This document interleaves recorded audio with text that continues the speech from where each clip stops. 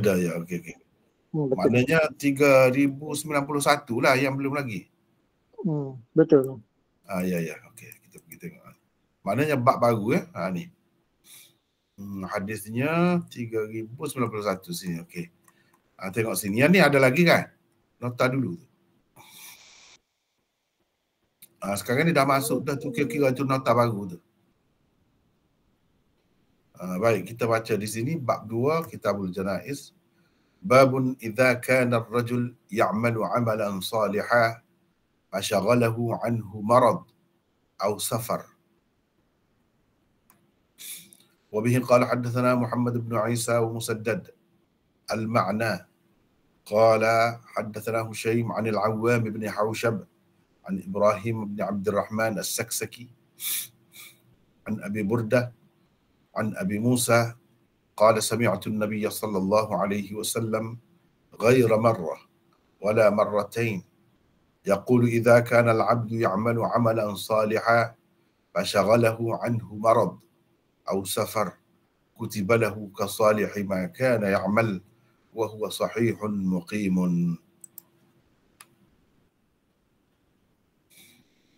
Hadis di bawah bab ini.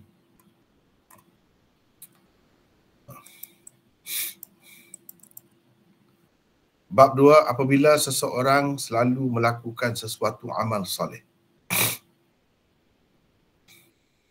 lalu ia disibukkan dengan sakit atau perjalanan. Ini safar, perjalanan. Itu tajuknya. Kemudian hadisnya Imam Abu Daud dengan sanadnya meriwayatkan daripada Abu Musa Al-Asy'ari, beliau berkata, saya telah mendengar Nabi SAW tidak hanya sekali atau dua kali. Maksudnya banyak kalilah. Baginda bersabda, apabila seseorang hamba selalu melakukan sesuatu amal salih, kemudian ia terhalang oleh apa-apa penyakit atau perjalanan, maka tercatat baginya seperti amal soleh yang selalu dilakukannya pada ketika sihat dan tidak dalam perjalanan. Ini bab lain pula. Kita baca yang ni dulu, tengok. Kalau ada masa lagi kita sambung. Babun idza kana ar-rajul ya'malu 'amalan salihan. Idza ni boleh juga kita terjemah apabila, boleh juga kita terjemah dengan jika atau kalau. Kalau, jika, sekiranya, boleh juga. Jadi kalau ada terjemahan yang berbeza-beza tu, ada yang terjemah jika, okeylah juga, boleh juga.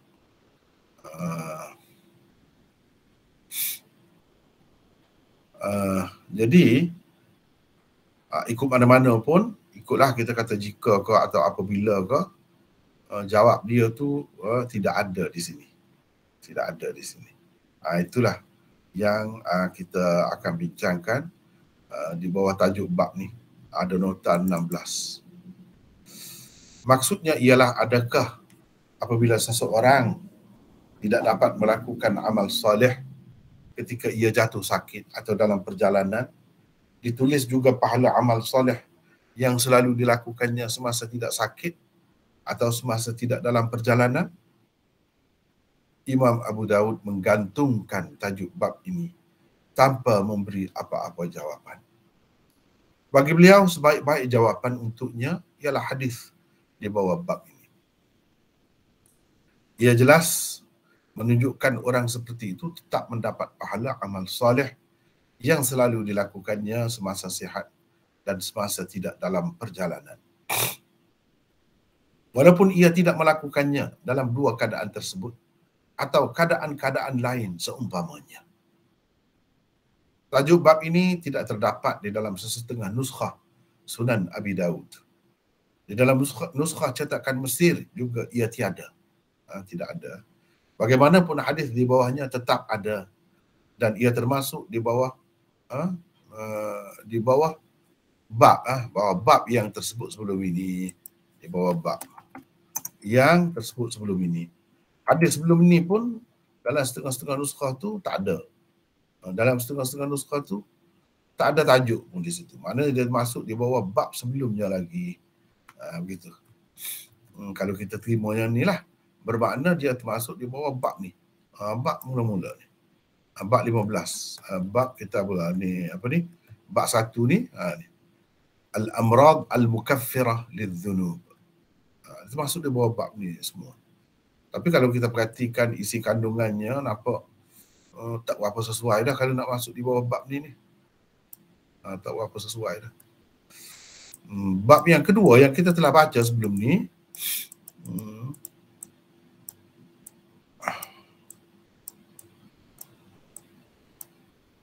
yang ni, ini pun kita dah bincang dah sebelum ni. Tidak ada juga dalam setengah-setengah nuskahnya. Apa ni? Hadis ni tidak ada. Dalam setengah-setengah nuskah kita dah bincang dah. Maknanya dia termasuk di bawah bab pertama juga.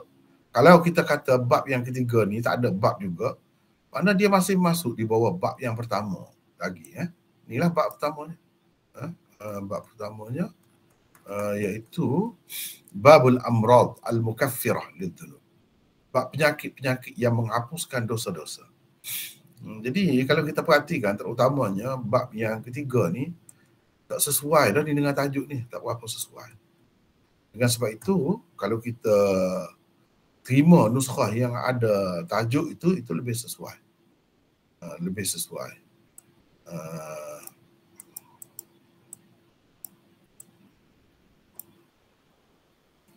Lebih sesuai. Apa ni 3091 ni, kalau di bawah bab yang lain, di bawah bab ni ya lebih sesuai.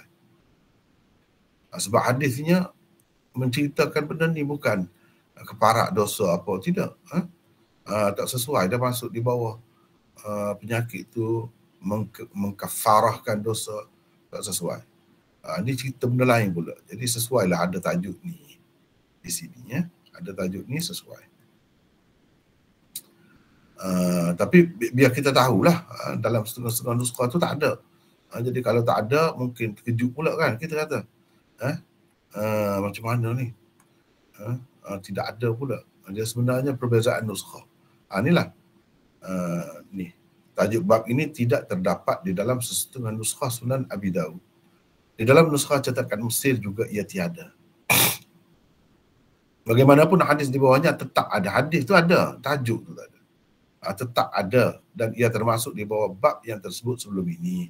Ini sebagai contohnya kalau kita tengok di sini, ini Badlul Majhud. Ini yang 3090 kita sudah baca dah sebelum ni. Ni.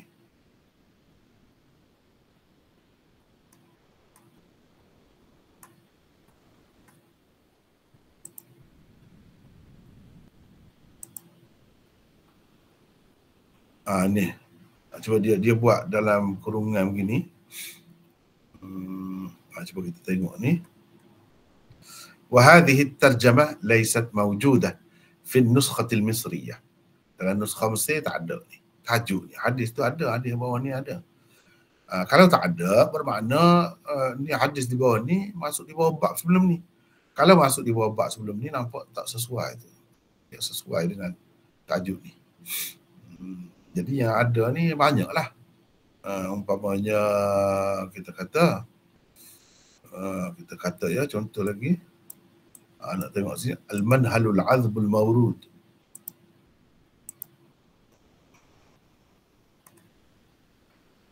Idza kana ar-rajul ya'malu salihan. Hadis inilah. Wa fi ba'd an-nusakh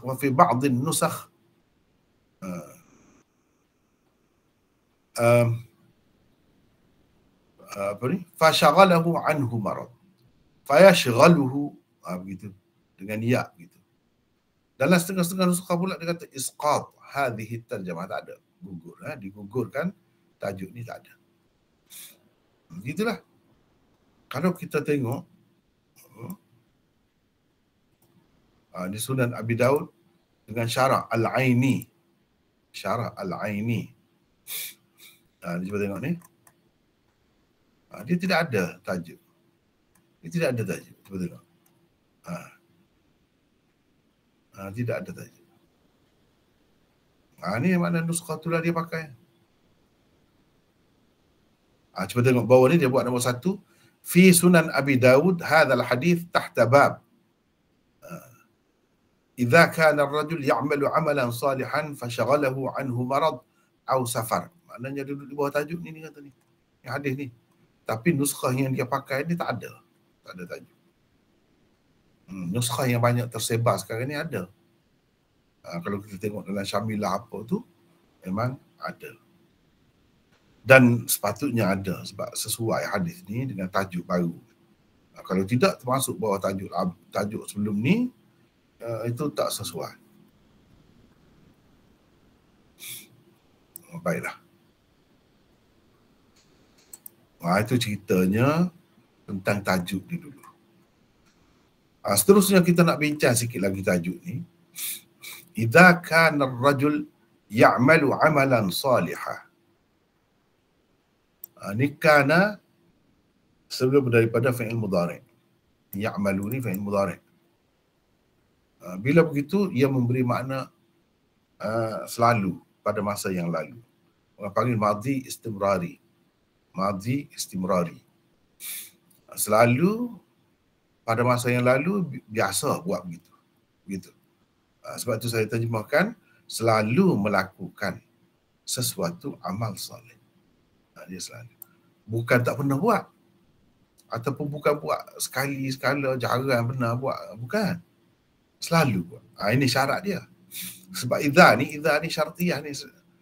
Jika atau apabila atau sekiranya seseorang itu selalu melakukan sesuatu amal soleh lah. Lalu selepas itu dia sibuk. Dia terganggu dengan sebab sakit ataupun dalam perjalanan. Barulah dia dapat ni. Dia dapat ni.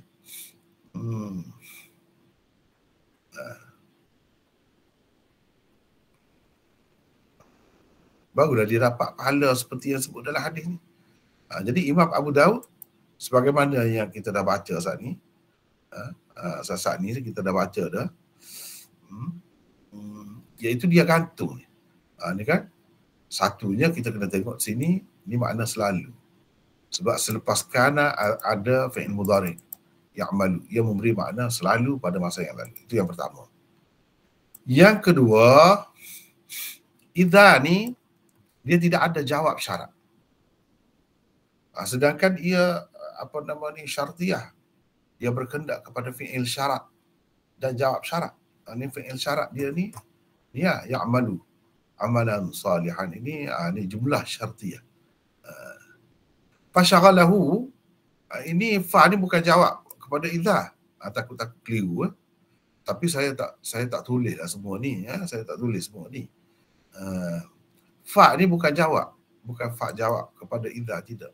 Fa ni fa ataf. Ataf. Fasyaghalahu. Lalu dia disibukkan.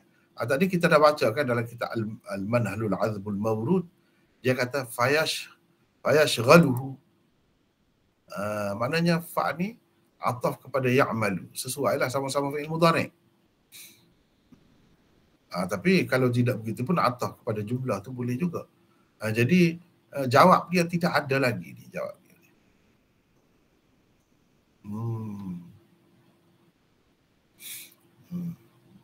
Tak ada.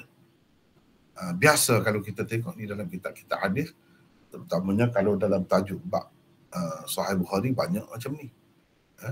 Dia pasal gantung. Apa tujuan dia gantung? Dia tak jawab. Kalau kamu nak tahu jawapan, kamu tengok dalam hadis di bawah bab ini. Jadi hadis di bawah bab ini adalah sebaik-baik yang menjawab bagi idza tadi. Apabila seseorang begini-begini, atau jika seseorang tu begini-begini, maka dia dapat juga pahala amalan yang dia selalu buat itu, walaupun dia tak buat, walaupun dia tak dapat buat. Itu jawapannya. Di sini tak ada jawapan itu.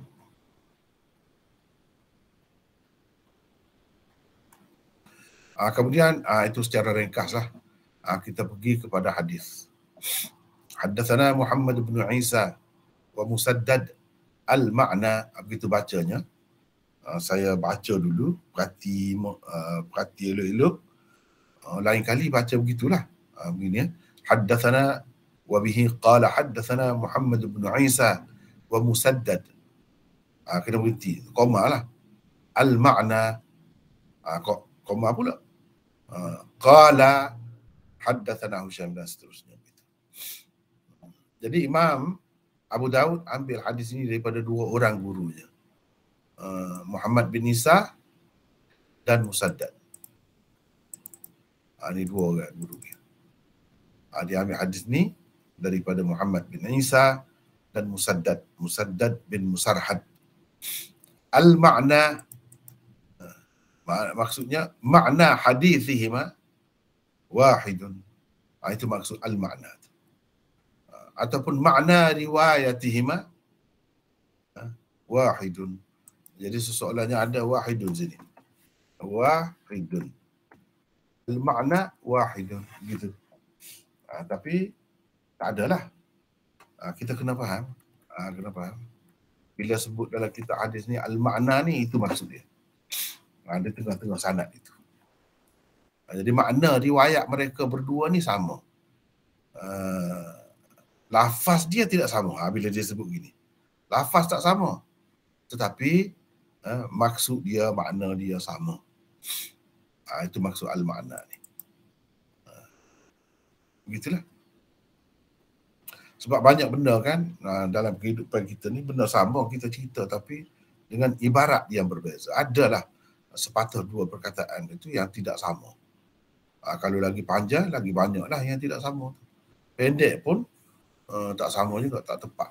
Betul-betul sama 100% tidak. Itu maksud al-ma'na tu. Baiklah, sekarang ni kita nak berkenalan dengan perawi dulu. Muhammad bin Isa ni siapa? Saya nak minta sesiapalah daripada peserta kita baca tentang perawi-perawi ni, kita nak berkenalan. Nota 17. Siapa nak baca di sini? Muhammad bin Isa. Siapa nak baca, silakan. Silakan, siapa nak baca?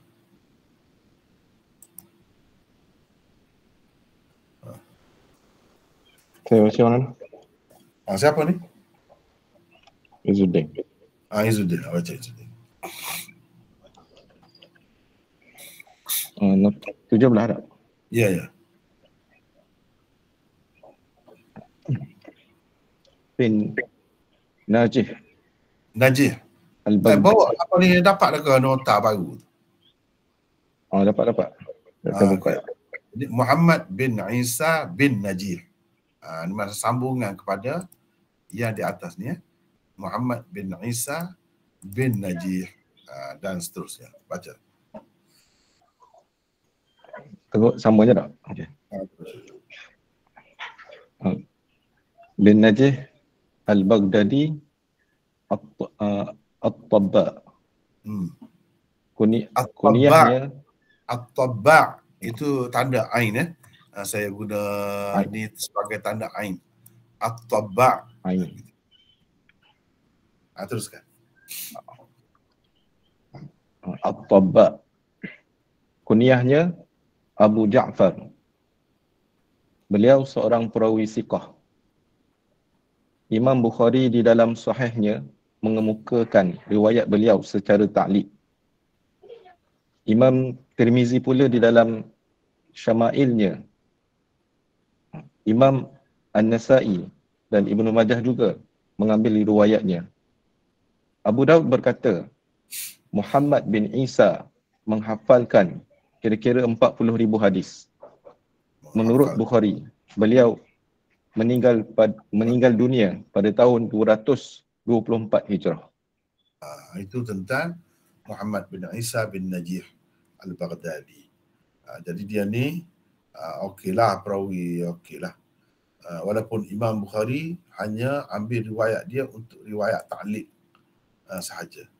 Riwayat ta'liq ni maknanya bukan menepati syarat dia.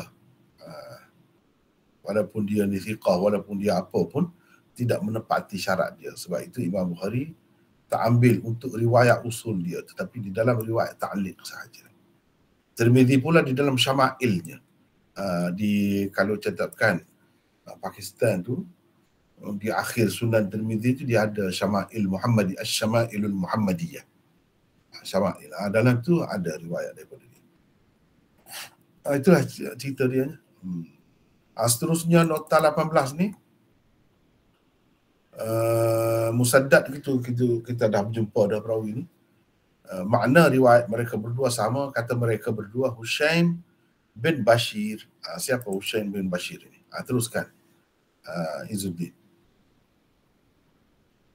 Nota 18. Hushaim bin Bashir As-Sulami Al-Wasiti Al-Hafiz. Al-Wasiti ya. Kalau tanda ada tanda gini ni panjang panjang baca.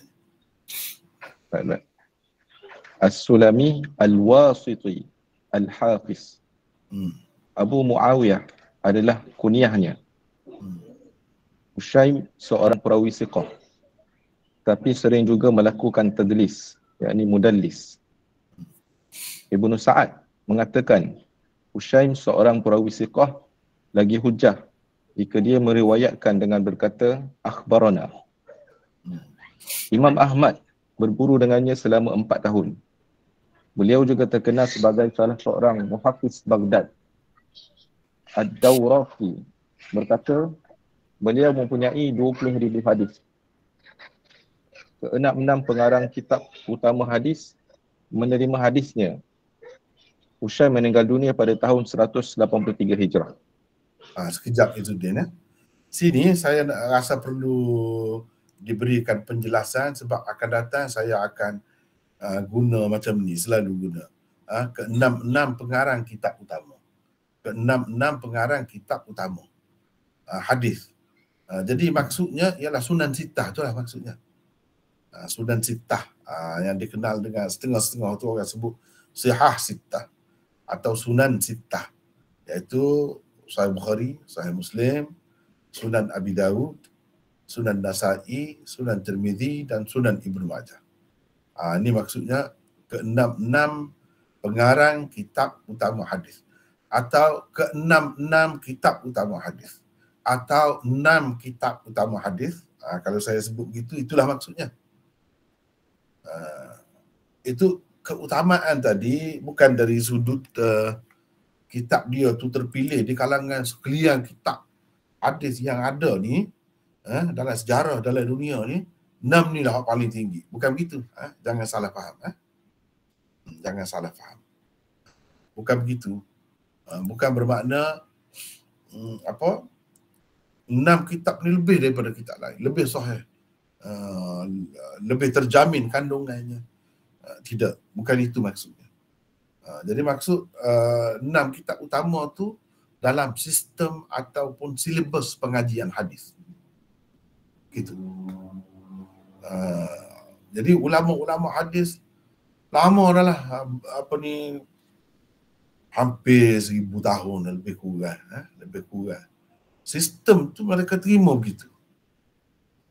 Untuk buat mengaji sebagai silibus sukatan pengajian hadis, ini kitabnya. 6 kitab ni. Utama ni tak dapat tidak kena belajar. Bagi orang yang nak mendalami hadis. Kalau nak lebih lagi tu tak kira lah lebih lagi tu. Paling tidak dia kena belajar 6 ni. Ini maksud utama dari segi sukatan pelajaran hadis. Kena ingat ni. Bukan bermakna ia ni terpilih dalam sekian banyak kitab-kitab hadis ni. Inilah 6 dalam turutannya. Daripada 1 sampai 6. Yang lain-lain tu di bawah dia. Bukan begitu. Sama sekali tidak begitu. Sebab Muwatta Imam Malik di atas lagi jauh daripada Tirmidzi, daripada Sunan Ibnu Majah. Mukhtarah Ad-Diya jauh lagi, atas lagi. Sunan Darimi atas lagi kedudukannya. Dan banyak lagi kitab-kitab lain dari segi kedudukan, cuma setaraf dengan Sunan Abi Daud, setaraf dengan Sunan Nasa'i, setaraf kalau nak kira kedudukannya. Tetapi tidak dibilang. Sebab apa? Sebab orang tidak guna buat belajar kitab dia dalam sukatan pengajian hadis. Kalau ada pun terima ijazah gitu je lah. Nak dapat sanad. Itu saja. Bukan orang buat belajar. Itu kena faham, kena jelas. Jadi bila dalam, bukan saya saja, kitab-kitab lain pun dia sebut dalam 6 pengarang kitab utama hadis itu, maksudnya itulah. Dari sudut itu. Ini menggunakan istilah ulama mutaakhirin tadi. Bukan istilah mutaqaddimin. Tidak, bukan begitu. Seterusnya nombor 19. Meriwayatkan kepada kami daripada Al-Awwam bin Haushab. Al-Awwam bin Haushab. Baca situ pula Izzuddin.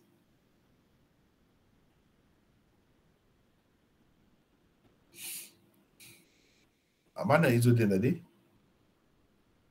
Oh ya, tutup mic. Al-Awwam bin Haushab bin Yazid bin Al-Haris Al-Shaybani Al-Ribi' Al-Rib'i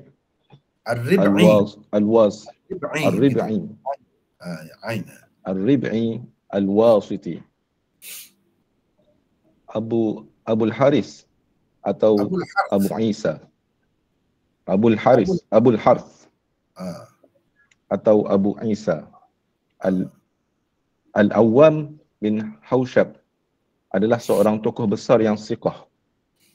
Abu Hatim berkata, perawi soleh, tidak mengapa dengannya. Keenam-enam pengarang kitab-kitab utama hadis mengambil hadisnya. Beliau meninggal dunia pada tahun 148 Hijrah. Jadi kalau kata keenam kitab pengarang kitab utama hadis tu macam tadilah. Kena ingatlah. Istilah tu kita akan guna seterusnya. Jangan keliru. Jangan keliru. Lepas tu dia kata Al-Awwam bin Haushab meriwayatkan daripada Ibrahim bin Abdurrahman As-Saksaki. Abdurrahman bin Ismail As-Saksaki. Baca pula di sini, nota 20. Nota 20. Ibrahim bin Abdurrahman As-Saksaki, Maula Shukhair Al-Kufi. Kunyahnya ialah Abu Ismail. Ahmad bin Hanbal berkata dhaif. Syu'bah juga mendaifkannya. Kata Syu'bah, dia tidak pandai bercakap. An-Nasa'i pula berkata, tidak begitu kuat. Laisa bizakal qawi. Tetapi hadisnya boleh ditulis. Al-Uqaili menyenaraikannya sebagai salah seorang perawi dhaif di dalam kitabnya Ad-Du'afa. Ibnu Adi pula berkata, aku tidak temui satu pun hadisnya yang mungkar matannya. Ringkasnya, Ibrahim bin Abdurrahman bin Ismail As-Saksaki adalah seorang perawi saduq yang tidak kuat ingatannya. Selain Abu Daud, An-Nasa'i dan Bukhari juga ada mengambil hadisnya. Tetapi Bukhari hanya mengambil satu sahaja hadisnya. Jadi ini kena ingatlah, kalau Bukhari ambil perawi macam ni yang tidak menepati syarat dia ni sebagai mutabi' atau sebagai syahid sahaja, bukan sebagai perawi utama hadis. Usulnya bukan. Mana dalam riwayat mutaba'at atau syawahid sahaja kalau perawi macam ni. Walaupun ada dalam Bukhari bukan bermakna betul-betul menepati syarat Bukhari. Kena tengok pula. Macam Imam Bukhari ambil riwayat dia sebagai ta'liq dalam riwayat ta'liq itu tidak menepati syarat dia juga. Begitu. Jadi setengah-setengah orang tu dia sebut ada dalam Bukhari, sudah. Jadi ini mesti kuat lah. Tak mesti. Kena tengok dulu. Ada tu macam mana. Gitu. 21 daripada Abi Burdah. Abi Burdah 21. Teruskan apa ni Izzuddin? Abi Burdah Abi Burdah bin Abi Musa Al-Ash'ari. Hmm. Nama sebenarnya ialah Amir. Hmm. Beliau siqah, salah seorang perawi 6 kitab utama hadis. Hmm. Beliau meninggal dunia pada tahun 104 Hijrah. Ya. Kemudian dia mengambil daripada Abi Musa, daripada Abi Musa. Abi Burdah ambil daripada Abi Musa. Siapa Abi Musa ni? 22. Baca sini. Nota 22. Nama sebenarnya ialah Abdullah bin Qais Al-Ash'ari, salah seorang sahabat besar Rasulullah sallallahu alaihi wasallam. Allahu alaihi wasallam. Hadisnya terdapat di dalam ke-66 kitab utama hadis. Abu Musa meninggal dunia di Kufah pada tahun 44 Hijrah. Itulah tentang perawi-perawinya. Nampaknya perawi di sini di nota 20 ni yang bermasalah sedikit, menyebabkan hadis ini dihukum sebagai hadis dhaif, sebagai hadis dhaif dengan sebab ni, perawi ni. Yang lain-lain tu okeylah, walaupun tidaklah perawi sahih, boleh kita katakan perawi hasan. Walaupun hadis ni kira-kiranya dengan sebab ada perawi ni Ibrahim bin Abdul Rahman As-Saksaki ni, dengan sebab ada dia tu jadi dhaif, kadang-kadang disebut juga dia ni hasan. Ini hasan di ghairi. Begitulah maksudnya. Hadis-hadis yang macam ni, kalau ada hadis lain yang sahih, yang sama kandungannya dengan hadis tu, boleh kita katakan hadis ini sahih li ghairi atau hasan li ghairi. Begitulah kedudukannya. Kemudian nota 23 ni kita pergi kepada hadis. Beliau berkata, saya telah mendengar Nabi SAW tidak hanya sekali atau dua kali. Maksudnya banyak kali lah dia dengar. Jadi kalau banyak kali itu maknanya jelas lah tu. Memang begitulah. Memang begitulah. Apa baginda bersabda, apabila seseorang hamba, selalu hamba ni maksudnya hamba Allah, bukan hamba dalam sistem perhambaan dahulu, tidak. Hamba ni maksudnya hamba Allah. Kalau kita tak hamba boleh juga takut jadi keliru. Hamba Allah. Jadi manusia lah, orang Islam maksudnya. Hamba Allah ni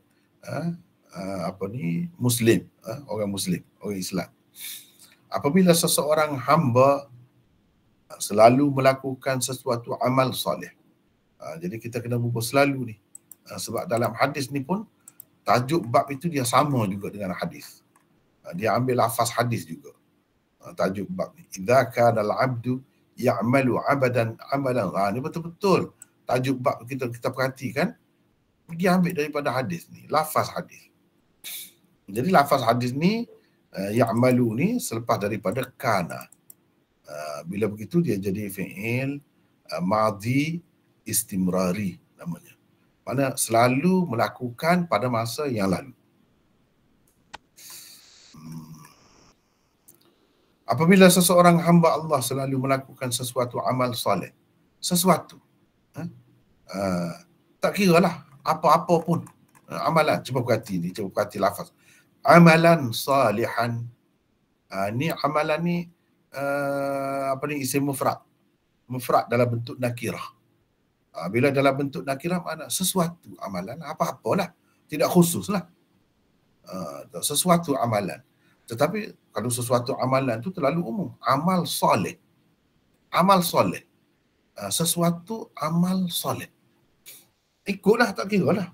Apa yang orang panggil amal soleh ni, kira-kiranya yang mendatangkan pahala lah kalau kita buat tu. Ada janji, pahala lah kira-kiranya. Paling tidak. Selain daripada kalau yang wajib tu, kita bertanggungjawab, kita akan dipersoalkan oleh Allah tidak melakukannya. Itu pun amal soleh juga. Tapi bukan yang tu saja, bukan yang wajib saja, yang sunat-sunat pun termasuk juga. Apa-apa amalan yang soleh. Cuba kita perhati ni. Jadi dengan sebab itu kena perhati lafaz yang digunakan. Amalan salihan. Ini nakirah. Sebab itu saya terjemah sesuatu. Atau apa ni? Sesuatu amal soleh. Kemudian ia terhalang oleh apa-apa penyakit atau perjalanan. Cuba kita perhati lafaz dia. Fasyaghalahu anhu maradun. Ini pun nakirah juga. Apa-apa penyakit lah. Satu penyakit. Dia tidak kata amradun. Beberapa penyakit. Tidak. Maradun. Satu penyakit. Apa-apalah. Dia tak sebut ni penyakit apa. Apa-apalah. Au safarun. Atau perjalanan. Perjalanan ni banyak maksud. Perjalanan ni macam-macam lah. Apa-apa perjalanan lah. Tak kira lah. Tidak kata perjalanan nak pergi ke Mekah saja. Nak pergi buat umrah saja. Tak apa-apa perjalanan. Itu faedah bila digunakan isim nakirah. Kutibalahu. Ni jawab dia. Ni jawab. Dalam tajuk bab tu, inilah apa ni kandungan tajuk bab tu. Jawapan dia tak ada. Ni jawapan dia. Kutibal. Ini jawab kepada syarat. Idza tu. Dia tulis. Dia tulis. Ini jawapan ni. Jadi jumlah ni, jumlah jawab syarat orang panggil. Kutibalahu. Ni jawab syarat ni ada sini. Jadi Imam Abu Daud kata, saya tak payah jawab lah itu. Biar Nabi sendiri jawab. Kalau saya jawab, mungkin kamu akan kata macam-macam pula. Kesimpulan yang saya buat ke, ataupun itu ijtihad saya ke, tidak. Ini Nabi sendiri yang kata. Jadi jawab dia tu. Jawab dia tu Nabi sendiri. Kemudian ia terhalang oleh apa-apa penyakit atau perjalanan. Maka tercatat baginya seperti amal soleh yang selalu dilakukannya pada ketika sihat dan tidak dalam perjalanan. Maknanya ketika dia sihat, dia selalu buat apa? Jadi ketika dia sakit tu, dia tak boleh buat, dia dapat juga pahala. Itu Allah bagi. Tapi dengan syaratnya, sebab idza tu syartiyah. Idza tu. Atau kalau kita kata apabila pun, zaraf tu, zaraf ada makna syarat juga. Jadi, begitulah rahmat Allah. Limpah kurnia Allah dan kemurahan Allah. Salah satu sifat murah Allah tu, di mana nampaknya? Pada hadis-hadis seperti ini kita boleh tengoklah. Ini termasuk dalam sifat murah Allah SWT.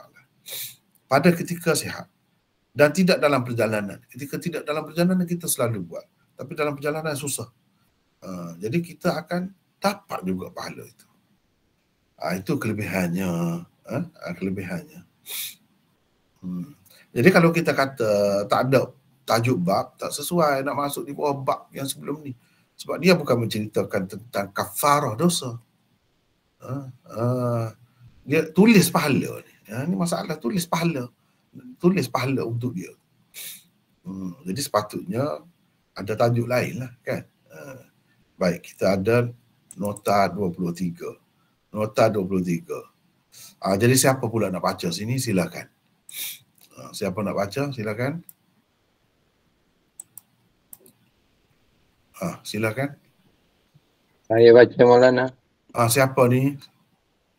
Taisir. Taisir silakan. Taisir daripada mana ni? Pasir Gudang. Pasir Gudang. Ya. Pasir Gudang ni Johor kan? Johor Maulana. Ya, silakan. Nota 23. Hadis ini walaupun sedikit lemah, tetapi ia mempunyai banyak syawahid yang menaikkan darjatnya kepada hasan li ghairi dan sahih li ghairi. Antara syawahidnya ialah hadis-hadis di bawah ini. Sekejap ya, Taisir, sekejap. Ini saya sebut syawahid. Ini istilah ni. Ini istilah. Ada banyak syawahid. Ini syawahid. Syawahid ini gini. Hadis yang kandungan dia, isi kandungannya itu sama. Lebih kurang lah. Mafhumnya. Dan hadis itu diriwayatkan oleh sahabat yang lain daripada hadis utama. Hadis utama kita. Kalau hadis utama kita tadi kan Abu Musa al-Asy'ari. Jadi riwayat sahabat lain. Tetapi mengandungi cerita perkara yang lebih kurang sama. Itu hadis macam tu dipanggil syawahid. Syawahid. Jadi mungkin hadis yang lain ini bertaraf sahih. Dengan sebab itu hadis tadi walaupun dia lemah, kita boleh kata hadis itu sahih li ghairih berdasarkan hadis yang lain. Atau kalau ada hadis hasan yang lain, hadis tadi walaupun lemah, kita boleh kata hadis itu hasan li ghairih. Hasan dengan sebab ada saluran yang lain, ada saluran riwayat yang lain, begitu. Adapun ia sendiri itu tetap lemah lah. Lemah lah. Tapi lemah tu tidak lemah sangat. Tidak dhaif jiddan, tidak. Kalau dhaif jiddan tu perawi dia tu teruk sangat. Itu teruk sangat. Perawi tu tak boleh pakai lah, orang tak percaya. Perawi dia tu boleh, cuma dia ingatannya kurang ataupun adalah kekurangan dia tu, sebab itu dia anggap lemah. Tetapi hadis dia tu sesuai dengan hadis-hadis sahih, hadis hasan yang diriwayatkan oleh orang lain dan oleh sahabat yang lain selain daripada sahabat yang dia riwayat tu. Itu maksud syawahid. Kalau riwayat itu daripada perawi yang sama, sahabat yang sama, katakanlah tadi hadis utamanya Abu Musa al-Asy'ari, ada saluran yang lain juga daripada Abu Musa al-Asy'ari juga, itu dipanggil tidak dipanggil ni syawahid, itu dipanggil mutaba'ah. Itu istilah tu kena tahu, mutaba'ah. Ini syawahid. Ada mutaba'ah, ada syawahid. Teruskan Taisir. Nombor 1. Nombor 1. An Aisyah radhiyallahu ta'ala anha marfu'an ma min imri'in baca begitu. Ma min imri'in takunu lahu salatan minal lail takunu lahu salatun takunu lahu salatun minal laili yaghlibuhu alaihi naumun au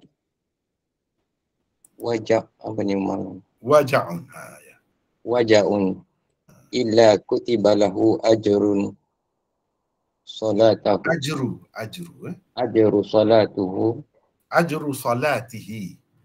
ajru salatihi wa kana naumuhu alaihi sadaqah. Jadi wa kana naumuhu alaihi sadaqatan. Kalau nak bubuh baris lah. Kalau kita berhenti begitu pun tak apa juga kalau nak bubuh baris gitu. Sadaqatan. Teruskan.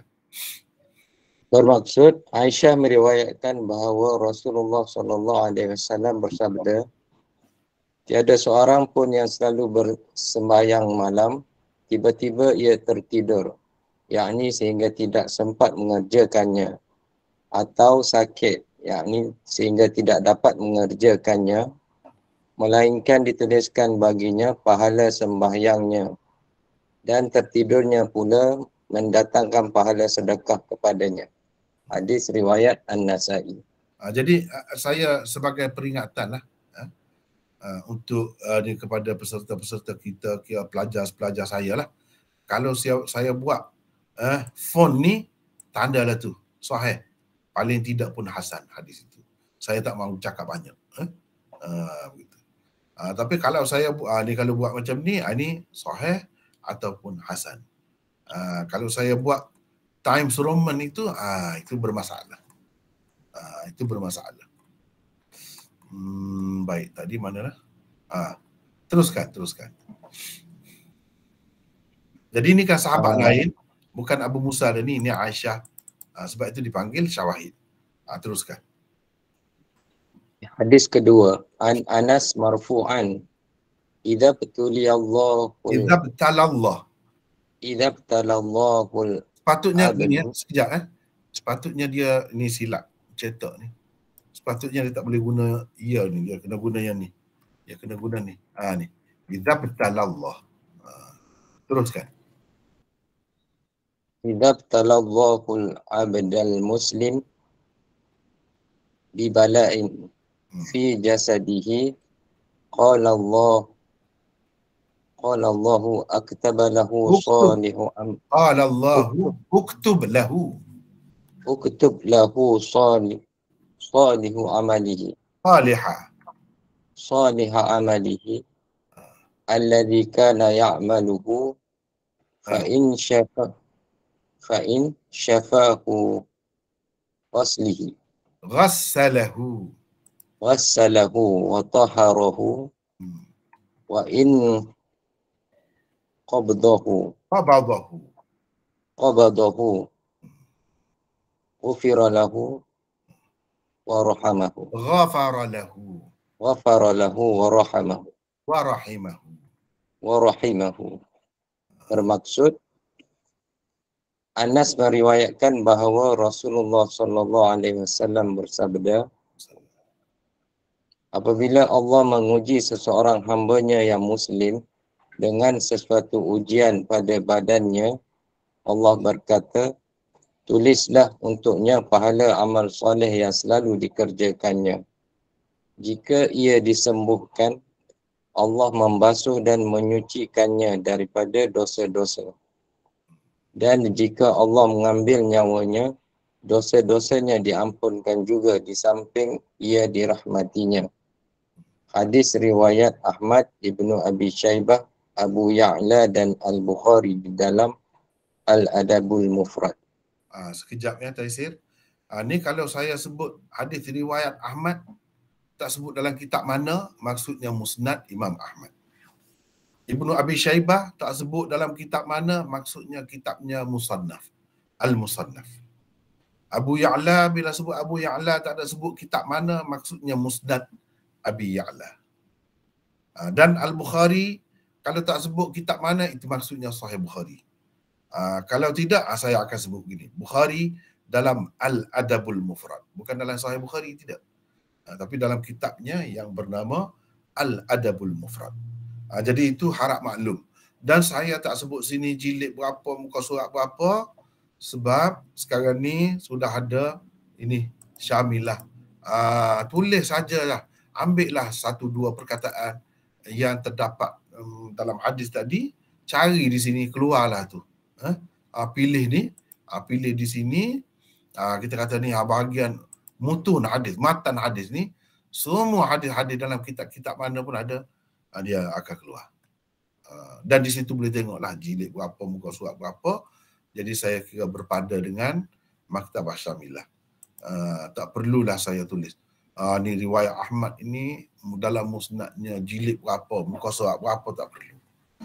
Sebab boleh tengok situ. Ambillah satu bahagian saja. Misalnya ghassalahu wa tahharahu. Ambil ini. Tampal di sana, biar dia cari. Akan bertemu lah. Akan bertemu. Itu saya kira berpada dengan Maktabah Syamilah. Dan kalau kita perhatikan hadis-hadis ni kan, serupa, sama saja kan? Serupa juga makna dia dengan hadis yang dibawa oleh Abu Daud tadi. Dari segi makna dia, dari segi mafhum dia, maksud dia, isi kandungan hadis tu sama. Yani Allah suruh malaikat tulis amal soleh yang dia selalu buat, yang dia tidak dapat buat dengan sebab dia sakit, ataupun terhalang kerana sesuatu. Ini kan hadis ni lebih kurang sama juga dengan yang sebelum ni, yang Imam Abu Daud kemukakan itu. Sama juga hadis Aisyah ni, tertidur atau sakit. Maknanya atau boleh macam-macam lagi lah. Yang menyebabkan jadi terhalang, dia tidak dapat buat itu. Dapat pahala seseorang itu, dapat pahala juga. Tidak kata sia-sia. Itulah kelebihan orang Islam ni.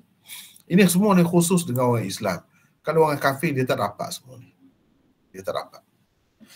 Orang Islam yang sabar lah, maksudnya yang sabar, yang menerima takdir qada Allah Subhanahu Wa Taala, mereka akan dapat semua ni. Dan ini bukan harapan saja, bukan kita sangka-sangka agak-agak saja, tidak ni. Kalau hadis dhaif, tak ada satu pun hadis sahih, kita tak boleh yakin. Ni bila ada hadis sahih macam ni, meyakinkan. Jadi kita boleh percaya bahawa ini betul-betul daripada Nabi. Bila daripada Nabi, tak adalah kemungkinan itu mana tersalah, tak benar. Jadi kalau kita buat duduk mengharapkannya jadi sia-sia, penat saja. Tidak begitu. Bahkan kita boleh buat pegangan lah. Boleh buat pegangan. Itu maksudnya. Baik, habis kita hadis keberapa tadi? 3091. Kemudian kita pergi kepada hadis seterusnya, bab baru. Jadi saya harap nota baru tadi dah dapat semuanya. Ni babu iyadatin nisa. Babu iyadatin nisa. Wa bihi qala haddathana Sahl bin Bakkar an Abi Awana an Abdul Malik bin Umair an Ummil Ala قالت عادني رسول الله صلى الله عليه وسلم وأنا مريضة فقال أبشري يا أم العلاء فإن مرض المسلم يذهب الله به خطاياه كما تذهب النار خبث الذهب والفضة. Bab melawat wanita yang sakit, menziarahi ataupun mengunjungi ataupun melawat wanita yang sakit. Imam Abu Daud dengan sanadnya meriwayatkan daripada Ummil Ala. Beliau berkata, Rasulullah sallallahu alaihi wasallam pernah melawatku ketika aku sedang sakit. Lalu baginda sallallahu alaihi wasallam bersabda, bergembiralah wahai Ummul Ala, kerana Allah menghilangkan dosa-dosa seseorang Muslim dengan sebab sakitnya, sebagaimana api menghilangkan kotoran emas dan perak. Itu bab yang ketiga di bawah Kitabul Janaiz, iaitu bab melawat wanita yang sakit.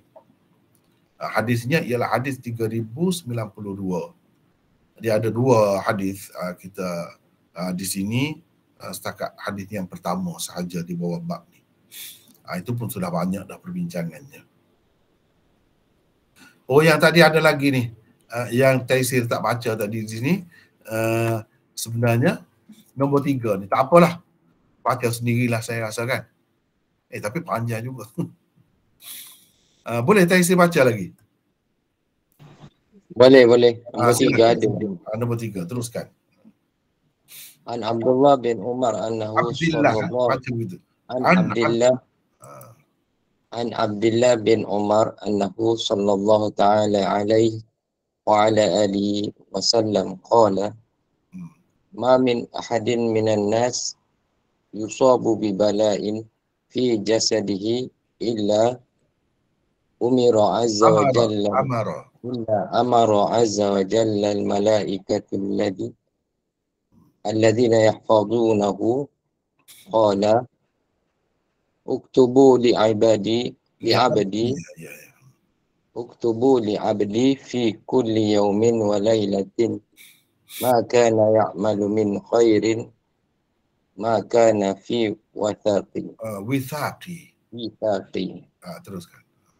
Bermaksud Abdullah bin Amr bin Al-As meriwayatkan bahawa Rasulullah sallallahu alaihi wasallam bersabda,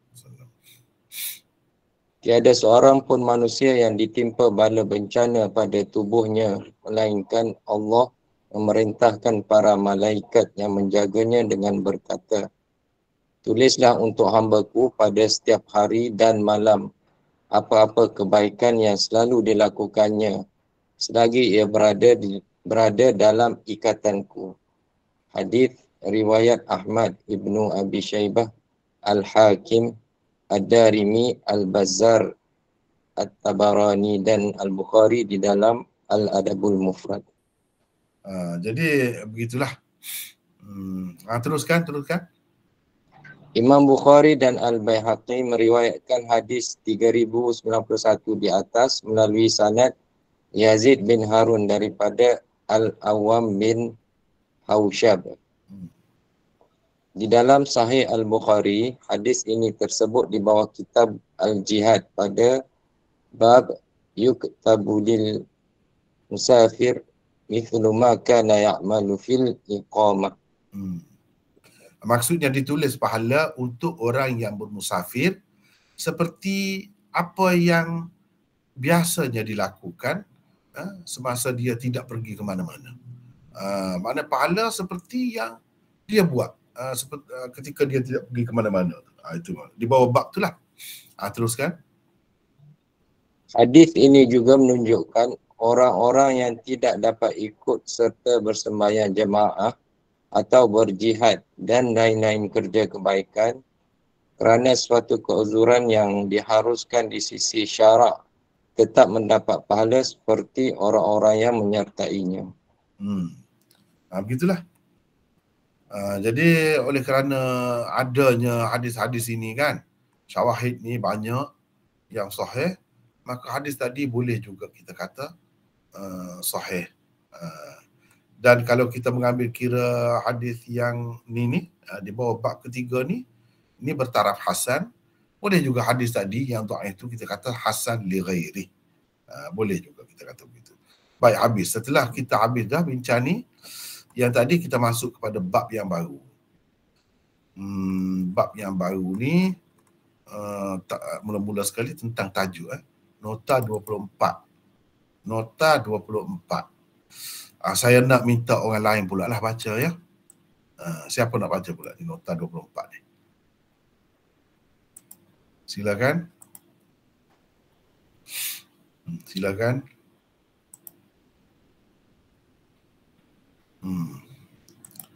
Ramai ni. Kenapa tak tampil? Silakan. Okey, saya baca mana? Siapa ni? Saleh. Saleh. Saleh baca, silakan. Ya. Baik. Nota 24. Idhafat perkataan ayadah kepada an-nisa di dalam tajuk bab di atas adalah idhafat masdar kepada maf'ulnya. Takdirnya ialah babu fi bayani hukmi iyadatir rijal. Babun. Gitu. Babun. Teruskan. Babun fi bayani hukmu iyadatir rijal. Hukmi. Teruskan. Iyadatir rijal an-nisa. Iyadatir rijal. Iyadatir rijali an-nisa. Begitu baca. An-nisa'a. Iyadatir rijali an-nisa'a. Okey, sekali lagi. Babun fi bayani hukmi iyadatir rijali an-nisa'a. Bab pada menyatakan hukum lelaki melawat wanita. Di dalam sesetengah nuskhah tiada tajuk bab di sini. Pada dasarnya hukum lelaki melawat wanita yang sakit adalah harus, bahkan mustahab. Walaupun bukan mahramnya, sebagaimana harus dan mustahab, yang elok lelaki melawat lelaki yang sakit dan wanita melawat wanita yang sakit. Larangan melawat wanita yang dan sebaliknya yang bukan mahram baru ada apabila ia boleh menimbulkan fitnah atau mereka berada dalam khulwah, yakni keadaan berdua-duaan tanpa kewujudan mahram bersamanya. Antara bukti keharusannya dan memang ia disyariatkan ialah hadis ke-3092 di atas. Nabi SAW telah melawat salah seorang sahabat wanitanya yang bukan mahram bernama Ummul Ala. Jadi itu Imam Abu Daud buat tajuk ni pun. Dia nak menarik perhatian kita dah. Dia nak menarik perhatian kita dah. Sebab selepas ni dia ada tajuk, dia buat ni. Babun fil iyadah. Bab melawat orang sakit. Jadi ini umum. Orang sakit itu. Tadi bab tadi tu orang sakit tu wanita. Yang melawat tu lelaki. Dia nak ceritanya boleh. Macam tu pun boleh juga. Sunnah Nabi juga. Yang tak boleh tu kalau ada fitnah. Kalau ada fitnah. Fitnah tu macam-macam lah. Kalau tidak, boleh saja. Kalau dia ada bersedia lah. Kalau dia tak mahu terima tetamu dia, pengunjung ataupun pelawat dia, tak boleh lah. Kalau dia pun suka misalnya, kalau orang pergi, dia rasa dia lebih sihat, rasa gembira, Itu memang boleh lah. Begitu. Terutamanya kalau dia ada suami dia, ada ayah dia, ada abang dia, boleh. Dan tidak ada timbul prasangka yang tidak baik lah, yang tidak elok kalau pergi tu. Maka boleh melawat sakit wanita sekalipun. Begitu juga wanita nak pergi melawat lelaki pun boleh, sebaliknya. Itulah pada dasarnya boleh. Boleh tu bukan sekadar harus saja, bahkan mustahab, elok, cantik perbuatan itu. Baik. Seterusnya Sahal bin Bakar, nota 25. Teruskan Saleh. Okay. Sahal bin Bakar bin Bishr Ad-Darimi Al-Basri. Abu Bishr adalah kunyahnya. Sahal seorang perawi thiqah. Walaupun kadang-kadang ada juga berlaku waham, yakni kekeliruan kepadanya. Dia adalah perawi Bukhari, Abu Daud dan An-Nasa'i. Meninggal dunia pada tahun 227 Hijrah. 26. Kita ringkas yang perawi ni. Abu Awanah. Ringkas. Teruskan. Abu Awanah nama sebenarnya ialah Waddah bin Abdullah Al-Yashkuri. Abu Awanah adalah seorang perawi thiqah dan beliau merupakan salah seorang perawi ke-66 kitab utama hadis. Abu Awanah meninggal dunia pada tahun 176 Hijrah. Seterusnya nota 27. Ni siapa di 27 ni? Daripada Abi Awanah, daripada Abdul Malik bin Umair. Ni 27. Abdul Malik bin Umair. Teruskan. Abdul Malik bin Umair Al-Farasi Al-Lakhmi Al-Kufi Al-Qibti. Abu Umar adalah kunyahnya. Beliau juga thiqah dan merupakan salah seorang perawi ke-66 kitab utama hadis. Ali bin Al-Madini berkata, beliau mempunyai sekitar 200 hadis sahaja. Walaupun Abdul Malik seorang perawi thiqah, tetapi dia juga perawi saduq dan mudallis. Di sini beliau telah meriwayatkan daripada Ummul Ala secara an-anah. Kerana itulah kebanyakan ulama hadis tidak menerima hadis ini sebagai sahih. Paling tinggi pun mereka menganggapnya hasan. Abdul Malik meninggal dunia pada tahun 136 Hijrah ketika berumur lebih 100 tahun. Jadi Abdul Malik bin Umair ni pula ambil daripada perawi 28 di sini, daripada Ummul Ala. Nombor 28. Teruskan. Ummul Ala salah seorang sahabat wanita, yakni sahabiah Nabi SAW. Inilah satu-satunya hadis beliau di dalam Sunan Abi Daud. Hadisnya selain diriwayatkan oleh Abdul Malik bin Umair, diriwayatkan juga oleh anak saudaranya Hizam bin Hakim bin Hizam Al-Ansari. Hakim. Hizam bin Hakim bin Hizam Al-Ansari. Ini bukan Hakim bin Hizam anak saudara kepada Sayyidatina Khadijah, itu bukan. Ini lain. Inilah Al-Ansari. Baik. Saya nak pergi, saya rasa Abdul Malik bin Umair itu takut kita tertinggal jauh, sebab di dalam Badlul Majhud ada perbincangan yang agak panjang sedikit. Kita boleh tahu tentang latar belakang dia. Saya tidak sebut banyak di sini. Kalau kita tengok di dalam Badlul Majhud, contohnya sekejap. Ini Badlul Majhud. Ini Abdul Malik bin Umair. Cuba tengok sini. Bin Suwaid Al-Haritha Al-Qurashi qala fi at-taqrib yuqalu lahu Al-Farasi. Saya ambil yang tu sebab yang tu yang sahih. Nisbah ila faras lahu sabiq al-ma'ruf bil qibti. Jadi al-qibti itu bukan nisbah kepada dia, nisbah kepada kuda dia tu. Kuda dia tu memang hebatlah. Memang kalau lomba kuda berlomba tu memang ke depan saja. Itu Al-Farasi, sebab itu dinamakan Al-Farasi. Dia tu sebab hebat naik kuda. Kuda dia tu pun hebat. Abu Amar, ada juga kata Abu Umar. An Ahmad, ada diriwayatkan daripada Imam Ahmad, Abdul Malik muttaribul hadis jiddan ma'a qillati riwayati. Walaupun dia ni tak banyak riwayat, tetapi dia ni hadis dia tu tak tetap banyak. Tidak konsisten banyak. Saya tak nampak dia ada 500 hadis pun. dalam banyak riwayat dia tu dia banyak tersalah lah. Ibnu Ma'in kata dia ni mukhallid, banyak bercelaru lah, bercelaru. Ijli berkata taghayyara hifzuhu qabla mauti, sebab tadi kan kita tengok umur dia 100 lebih umur dia. Di akhir hayatnya sebelum meninggal dunia, ingatan dia berubah banyak. Zakarahu Ibn Hibban fi thiqat. Ibn Hibban bagaimanapun menyeraikan dia dalam perawi thiqat. Wa kana mudallisan, dan dia ni perawi mudallis. Ibnu Numair kata dia ni thiqah sabtan. Dia perawi thiqah dan teguh. Jadi pendapat ulama rijal tu berbeza-beza tentangnya. Ibnul Barqi menukilkan kata-kata Ibnu Ma'in, dia kata thiqah juga. Itulah yang saya sebut tadi. Dia ni thiqah juga. Illa annahu akhta'a fi hadith atau hadithain. Tapi dia ni ada tersalah dalam satu atau dua hadis. Tapi Imam Ahmad kata tadi banyak dia salah. Lepas tu khilaf ulama pula dalam Quraisy ke Farasi tu. Ada yang kata Quraisy, jadi nisbah kepada Quraisy. Buktinya Ibnu Sa'ad kata dia ni halif Bani Adi bin Ka'ab. Jadi dengan sebab itulah Imam Abu Daud pun sebut Al-Quraisy.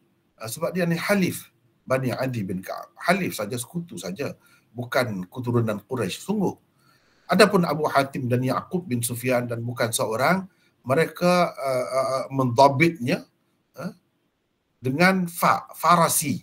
Itulah yang saya pilih tadi, Al-Farasi, iaitu nisbah kepada kudanya. Jadi sehingga Ibnul Athir kata kalau orang kata macam lain itu silap, tak betul lah. Al-Quraisy ke apa itu tak betul. Yang sebenarnya Al-Farasi. Tetapi ada juga ulama yang mengatakan kedua-duanya boleh, dengan sebab tadilah, dengan sebab dia ni sekutu. Sekutu pun sudah boleh dipanggil Quraisy, walaupun dia ni bukan keturunan Quraisy sebenarnya. Jadi orang yang menafikan kata tak betul tu sebab dia bukan keturunan Quraisy. Macam mana nak guna Quraisy? Begitu. Orang yang kata boleh juga guna tu sebab dia ni halif, sekutu bagi Bani Adi. Bani Adi bin Ka'ab itu buat Quraisy. Begitu. Baik. Kita pergi kepada sini. 29. Beliau berkata Rasulullah sallallahu alaihi wasallam pernah melawatku ketika aku sedang sakit. Ini Ummul Ala kata. Baca situ Saleh, silakan. Baik. 29, Ibnu Sakan berkata, Nabi SAW telah melawatnya. Beliau, yakni Ibnu Sakan, telah mengemukakan hadisnya daripada penduduk Syam. Kemudian beliau dan Ibnu Mandah mengemukakan pula riwayat daripada saluran Az-Zubaydi daripada Yunus bin Sa'if bahawa Hizam Yunus bin Sa'if, Yunus bin Sa'if, bahawa Hizam bin Hakim meriwayatkan kepada Hizam bin Hakim meriwayatkan kepada, kalau saya buat ada tanda begini panjang, baru panjang. Ni macam ni. Itu baru panjang. Bahawa Hizam bin Hakim meriwayatkan kepadanya daripada emak saudara sebelah bapanya, iaitu Ummul Ala, bahawa Rasulullah SAW telah melawatnya ketika beliau demam. Baginda melawatnya dalam keadaan sedang mengerang kesakitan. Melihat. Beliau melihatnya dalam keadaan sedang baginda melihatnya dalam keadaan sedang mengerang kesakitan lantaran terlalu kuat demamnya. Kata Ibnu Sakan, aku tidak menemui hadisnya selain hadis ini. Ini ceritanya tentang Ummul Ala ni dalam saluran yang lain, saluran daripada anak saudara dia. Ini ada di dalam Badlul Majhud. Cuba tengok sini. Qala Ibnu Sakan, adahan Nabi. Itulah yang saya tulis tadi. Cuba tengok sini. Thumma kharrajahu wa Ibnu Mandah min tariq Az-Zubaydi an Yunus bin Saif anna Hizam. Ni sini. Ni melalui tadi melalui Abdul Malik bin Umair. Ni bukan melalui Abdul Malik bin Umair, tetapi daripada anak saudara dia. Hadis tu lebih kurang sama. Cuma di sini dia ada perbahasan lebih panjang lagi. Ummul Ala ni kalau kita tengok beberapa riwayat lagi, ada lagi beberapa orang yang bernama Ummul Ala ni. Jadi kalau Ummul Ala yang ni satu ni saja hadisnya. Dan Ummul Ala ni dia Ansari, Ansariyah. Ansariyah. Itulah bezanya. Seterusnya baik. Ini menunjukkan boleh pergi melawat. Dan Nabi SAW pergi melawat Ummul Ala ni. Setengah-setengah ulama kata berdasarkan setengah-setengah hadis itu, Ummul Ala ni adalah isteri Zaid, isteri kepada Zaid bin Thabit. Ada juga yang menyebut begitu. Tetapi ramai juga ulama yang membantah, tidak ni, Ummul Ala ni bukan isteri Zaid bin Thabit, tapi orang lain pula. Walau bagaimanapun ia adalah bukan mahram Nabi sallallahu alaihi wasallam. Hadis ini menjadi bukti bahawa lelaki boleh pergi melawat perempuan walaupun bukan mahram. Walaupun bukan mahram. Inilah buktinya. Jadi bagi orang yang mengatakan hadis ini hasan, boleh dia pakai dah hadis ni. Boleh pakai dah. Baik. Sekarang ni kita ada pengajaran nota 30 di akhir tu. Teruskan Saleh. Teruskan. Nota 30. Okey. Antara pengajaran, panduan, pedoman dan hukum hakam yang terdapat dalam hadis ini ialah: pertama, lelaki juga disyariatkan melawat wanita yang sakit dengan syarat ia dapat menjaga batas-batas dan adab-adab syariat. Hukumnya harus dan mustahab, yakni elok juga seperti lelaki melawat lelaki dan wanita melawat wanita. Tidak kata hukum dia tu jadi kurang. Lelaki dengan lelaki lebih kuat, tidak, sama saja hukumnya. Cuma dia bergantung kepada cara pergi melawat tu lah. Janganlah berdua-duaan dalam khalwah begitu, tak boleh lah. Tapi kalau ada di sebelah tu pun ada orang, di sebelah ni pun ada orang macam di hospital tu kita kata, boleh saja dalam keadaan begitu. Asalkan jangan menyebabkan pesakit tu jadi sedih lagi, terharu. Janganlah sampai begitu. Kalau sampai begitu tak boleh lah. Itulah maksudnya adab-adab syariat itu. Batas-batas tu kena jagalah. Jangan terdedah aurat apa semua. Boleh. Kalau begitu boleh. Dan pesakit tu bersedia pula. Kalau dia tidak bersedia, ada juga setengah-setengah pesakit dia tak mahu bertemu dengan orang. Dia tak mahu bertemu dengan orang. Dia lebih selesa sendiri dia. Kalau macam tu jangan pergi. Tak ada mustahab tu. Jadi hukum tu dia berubah-ubah mengikut keadaan. Itulah dari segi fiqhnya begitulah. Yang kata mustahab apa semua tu, elok tu kalau dia bersedia dan memang dia suka. Dia berasa segar, berasa ada orang yang ambil hal tentang dia, ambil berat tentang dia, tanya khabar tentang dia. Ada setengah-setengah pesakit dia tak mahu berjumpa dengan orang. Dalam keadaan dia kusut masai, muka dia pun pucat, dia tak mahu. Dia lebih selesa dia sendiri. Kalau macam tu tak payahlah. Apalagi berlainan jenis kan. Lagilah dia nak jaga tu. Kalau lelaki pun dia tak mahu menunjukkan dia dalam keadaan begitu. Sama juga perempuan. Jadi kalau begitu tak adalah mustahab tu. Mungkin jadi haram pula. Mungkin. Kalau misalnya dalam keadaan tak munasabah kita tengok dia tu, kita pergi juga. Tak boleh. Itu sebab kena jaga batas-batas, adab-adab. Kalau dalam batas-batas dia, tak apa. Jadi ini bukan khusus dengan Nabi SAW sahaja. Kalau kita perhati dalam asar sahabat pun, banyak juga begitu. Sahabat pergi ziarah sahabat perempuan ini. Tidak kata putus hubungan langsung antara lelaki dengan perempuan itu. Tidak sebenarnya. Di zaman Nabi SAW. Dia pergi mari juga. Dia kenal juga orang tu, orang ni dia kenal. Kalau kita pakai itu, bagi saya itulah yang terbaik. Tapi dalam batas-batas. Itu kena jagalah. Mestilah. Teruskan Saleh. Yang kedua. Baik. Yang kedua, peristiwa ini menunjukkan kemuliaan Ummul Ala pada pandangan Nabi SAW dan menunjukkan juga sifat merendah diri baginda. Sebagaimana hati sahabat-sahabat lelaki dijaganya, hati sahabat-sahabat wanitanya juga dijaga. Jadi Ini benda yang kita kena belajar daripada Rasulullah SAW ni. Kena belajar benda-benda begini. Dengan pergi tu, jadi orang nampak merendah diri. Tidak sombong Nabi ni. Sama juga kita hari ni. Tapi kalau menyebabkan jadi timbul fitnah ni macam mana? Timbul fitnah ni, Soleh, mana Soleh ni? Ya, ya Allah dah. Soleh kahwin ke tidak? Dah. Alhamdulillah kahwin dah. Kalau isteri Soleh tu jadi cemburu sangat, jadi dia berubah perangai dia tu bila Soleh pergi, tak boleh, tak perlulah, tak ada dah mustahab tu kalau macam tu. Nampak ke tidak? Jadi kena tengok keadaan itu. Sesuai ke tidak? Kalau menimbulkan fitnah, fitnah tu antaranya macam tu lah. Bini tu jadi rasa tak senang hati. Dia berasa macam-macam, apa-apa tak tahulah. Kalau salah satunya, banyak lagi lah yang lain-lain lagi. Banyak lagi yang lain-lain lagi. Ataupun suami dia tu dia merasa ada hal ke apa Soleh dengan isteri dia ni pergi melawat ni. Kalau timbul fitnah macam tu tak boleh lah. Tak perlulah. Tapi kalau dalam batas yang munasabah nak ceritanya, Rasulullah sebagai pemimpin, suami dia pun tak ada rasa apa-apa, bahkan rasa bertuah, rasa gembira, rasa bangga dengan kehadiran Rasulullah. Kalau begitu okey, tak apa. Tak apa.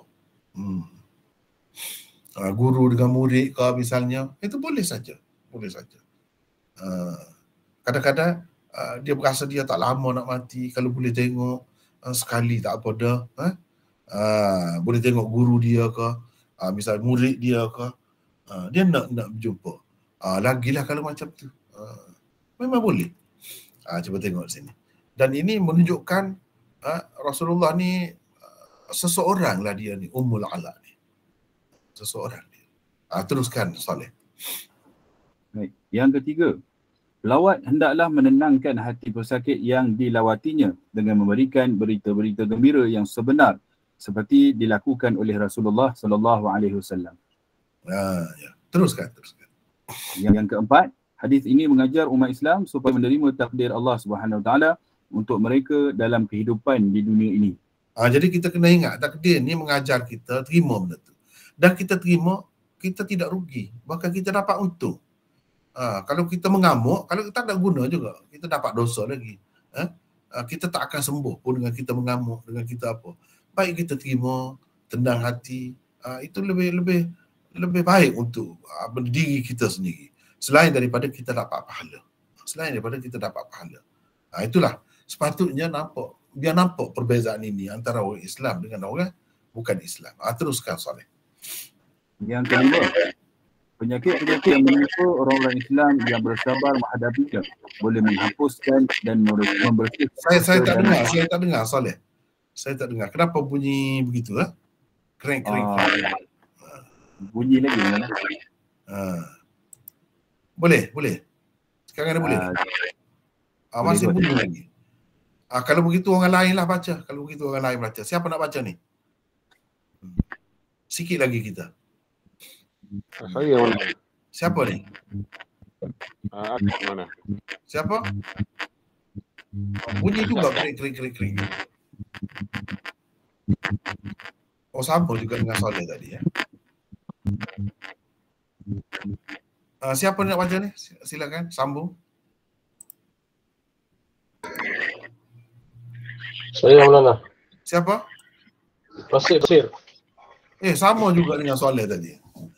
Bunyi Sama juga mana? kering. Apa hal?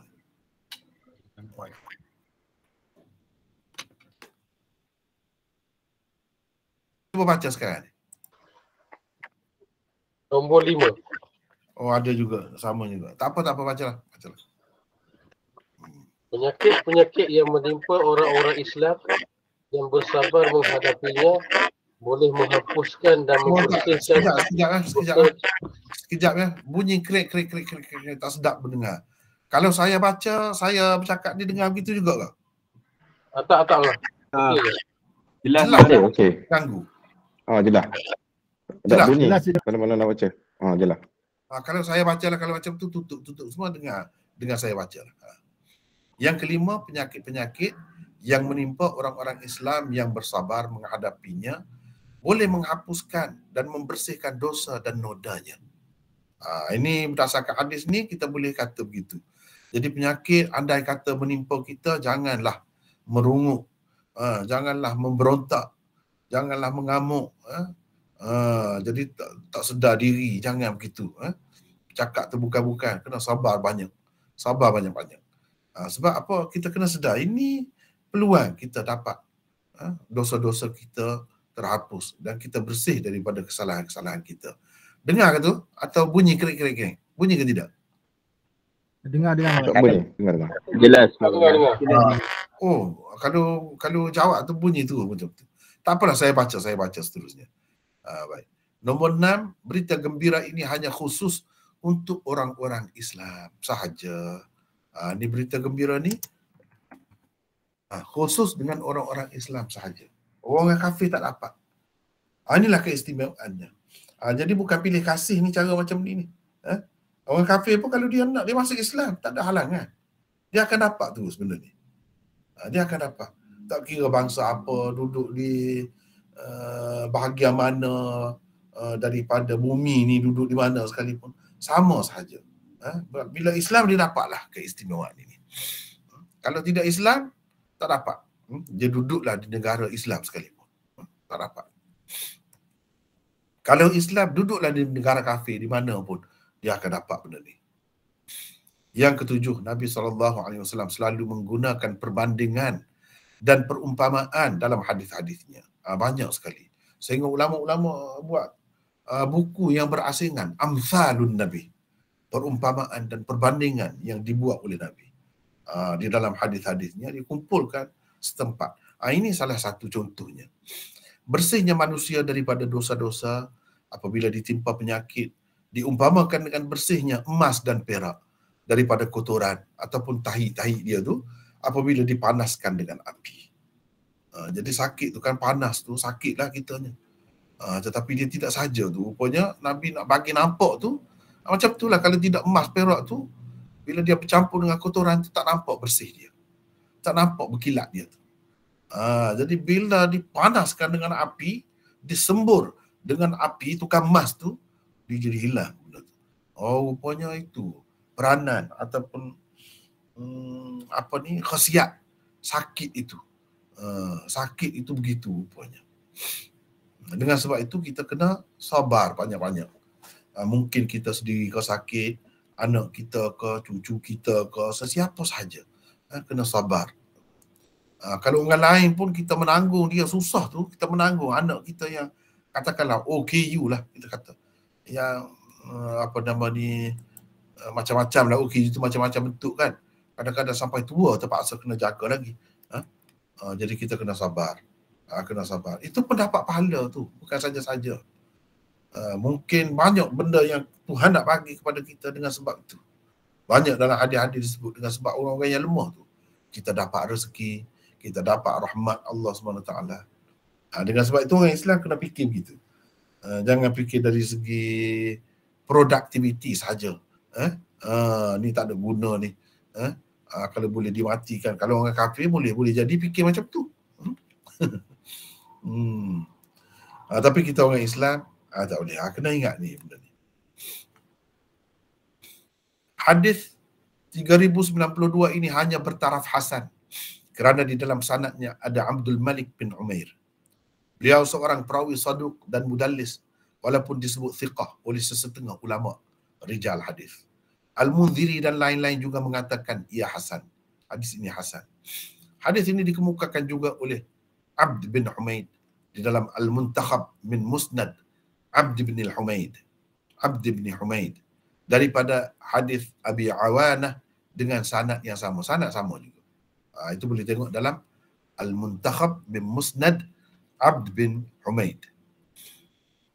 Lihat hadis nombor 1564. At-Tabarani di dalam Al-Mu'jamul Kabir ada juga sebut. Itu ada rujukan situ. Dan Abu Nu'aim di dalam Ma'rifatus Sahabah. Al-Haythami mengemukakannya melalui beberapa saluran riwayat. Jadi ada banyak saluran itu di dalam Majma'uz Zawaid. Jadi kalau kurang sikit sebanyak pun dengan sebab ada banyak saluran itu, ia saling menguatkan. Jadi kita boleh terimalah hadis ini sebagai hasan, sebagai hasan. Jadi bila hasan, kalau hadis dhaif pun boleh dah pakai apa ni untuk fadail macam ni, kelebihan ini. Boleh dah. Sebab ada lah, kita dah sebut dah sebelum ni riwayat-riwayat yang sahih dan hasan menyebutkan penyakit ini menghapuskan dosa, penyakit menaikkan darjat seseorang, itu dah ada. Jadi hadis ini sebagai tambahan lagi sebenarnya kepada apa yang telah kita bertemu sebelum ini. Jadi itulah sekadarnya untuk malam ni. Bab ketiga di bawah Kitabul Janaiz. Jadi saya rasa setakat itulah dulu untuk malam ni. Cuma kalau ada sebarang kemusykilan, ada nak tanya apa-apalah, silakan. Boleh sekejap. Ada nak tanya apa-apa, silakan. Assalamualaikum warahmatullahi. Waalaikumsalam. Ya. Saya Maulana nak tanya ada dua soalan. Oh, boleh krik. Cuba. Boleh sikit-sikit. Soalan. Sekejap. Tak bunyi sekejap.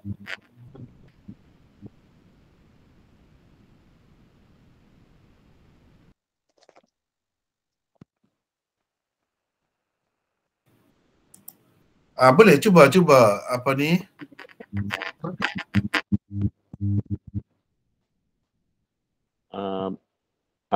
Boleh tanya Maulana? Boleh. Silakan. Itu malam seorang perempuan. Oh, tak dengar ada bicara ini.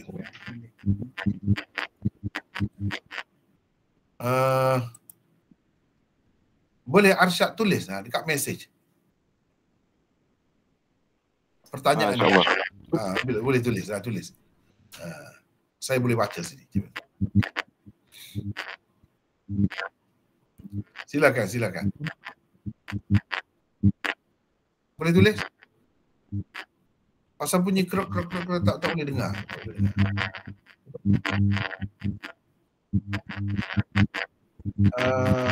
Sampai Arsyad tulis tu, orang lain boleh tanya, silakan. Assalamualaikum. Waalaikumsalam. Ya, silakan. Siapa ni? Oh, tak dengar lah. Jauh bunyi. Cuba kuatkan sikit suara. Tak dengar. Assalamualaikum. Waalaikumsalam. Boleh. Sekarang boleh. Silakan. Nak tanya pasal yang hadis yang pertama yang Maulana beritahu tadi, yang tentang sakit tu, adakah sebagai seorang wanita yang datang haid pun ada sebahagian daripada sakit juga ke? Dan yang kedua, yang perjalanan safar tu, kalau katakan kita melancong ke ataupun kita balik kampung berjumpa dengan ibu bapa kita pun, sepanjang kita berada di sana di kampung pun, adakah itu dipanggil perjalanan safar, Maulana? Itu aja. Ya. Itu pun saya tadi pun suara tu krek bunyi, tapi boleh dengar lah. Yang pertamanya saudari kita Hafizah ni tanya, iaitu kalau macam mari kotor lah, datang bulan haid itu, adakah dikira sakit? Tidak, itu tidak dikira sakit tu. Itu tidak dikira sakit. Itu yang pertama. Yang keduanya tadi, apa tadi? Yang kedua tu tentang perjalanan safar. Perjalanan. Kalau kita balik ke rumah kita, mak kita, ke rumah siapa? Ke rumah siapa tadi? Ke rumah ibu bapa kita di kampung. So kalau kita dah duduk jauh, rumah kita menetap di lain dah, kira perjalanan lagi lah tu. Dalam tempohnya lah, dalam tempoh dipanggil sebagai musafir itu, dalam tempoh tu memang safar lagi. Itu kalau kita melancong apa tu pun dikira sama. Tidak, cuma ulama kalau nak ada khilaf pun tentang perjalanan maksiat, nak pergi buat maksiat. Itu tak boleh. Jadi kita pakai yang tak boleh lah, ada dua pendapat. Sembahyang qasar ke apa, kelebihan itu ini pun tak boleh juga. Sama juga dengan pahala tadi itu pun tak dapat juga. Kalau perjalanan itu niat kitanya untuk pergi buat maksiat. Tak dapat niat. Tapi kalau untuk buat ketaatan ataupun perjalanan yang harus saja, misalnya melancong, suka-sukalah. Tak ada nak buat maksiat, tak ada niat begitu. Itu memang dapat juga, sama juga. Ya. Yang lain ada lagi, silakan. Ya, terima kasih Maulana. Ya. Apa tidak menutup auratnya? Bagaimana dengan seorang yang sakit kerana perbuatannya yang tidak bermoral? Adakah dikira termasuk dalam mendapat keampunan Allah?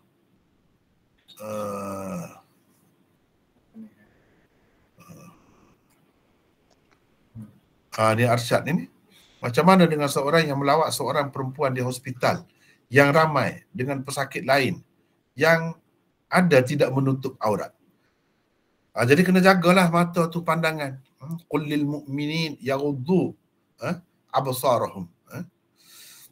Allah SWT suruh jaga pandangan kita. Kalau nak pergi jugalah, kena jagalah. Jangan orang kata lilah-lilah tengok sana kiri kanan.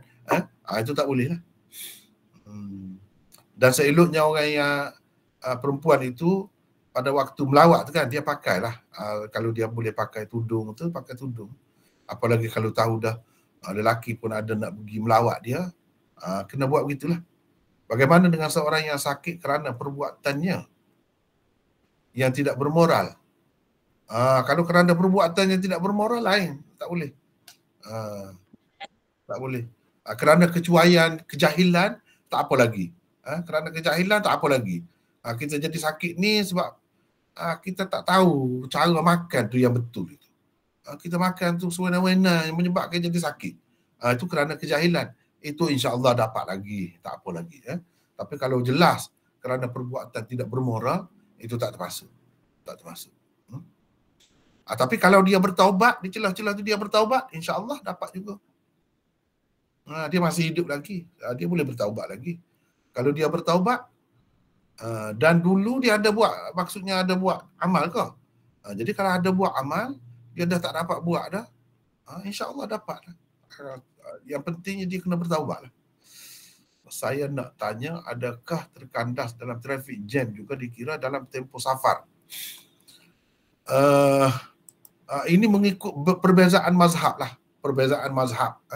Kalau saya pakai memang itu termasuk dah tu. Saya pakai ni pendapat Imam Abu Daud. Sama lah, mana tidak saya pakai pendapat dia, bukan dia seorang saja. Imam Abu Daud ni 3 batu saja sudah boleh jamak qasar. Jadi kalau orang traffic jam tu jauh lagi perjalanan dia tu, bukan 3 batu, hampir sejam dalam perjalanan tu. Lebih daripada boleh lah kalau mengikut Imam Abu Daud itu. Sebab kita belajar kebetulan Sunan Abi Daud kan. Jadi saya ceritalah pendapat dia.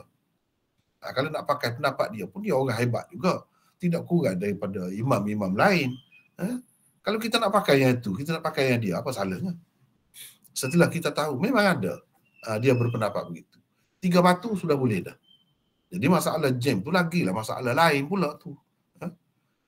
Kalau perjalanan biasa pun sejauh tu dah boleh dah bagi dia.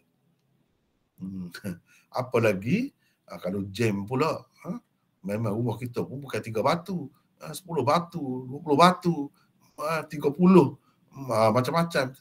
Lagilah boleh. Ada lagi yang lain, silakan. Mungkin boleh tanya dah sekarang ni. Saya rasa lebih sedap tanya lah. Silakan, ada nak tanya? Assalamualaikum Maulana. Waalaikumsalam. Masih bunyi lagi lah. Tak apa, cuba. Kita cuba dulu.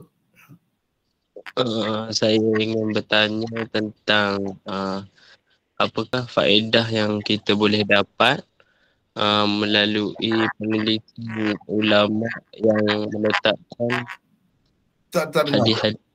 Tak dengar. Tak boleh lah. Tak boleh. Terganggu sangat. Dia bunyi krek mengganggu. Jadi saya rasa setakat itulah dulu ya. Kalau ada soalan apa, simpan InsyaAllah minggu depan mungkin kita akan bertemu lagi insyaAllah. Minggu depan ni tidak puasa lagi, saya rasa ada lagi kelas kita insyaAllah. Kecuali kalau tak ada nanti diberitahulah. Jadi hanya sekadar itulah dulu untuk malam ni sebab terganggu sangat lain ni. Wallahu a'lam. Wa akhiru da'wana alhamdulillahirabbil alamin. Assalamualaikum warahmatullahi Waalaikumsalam warahmatullahi wabarakatuh. Waalaikumsalam warahmatullahi wabarakatuh. Waalaikumsalam.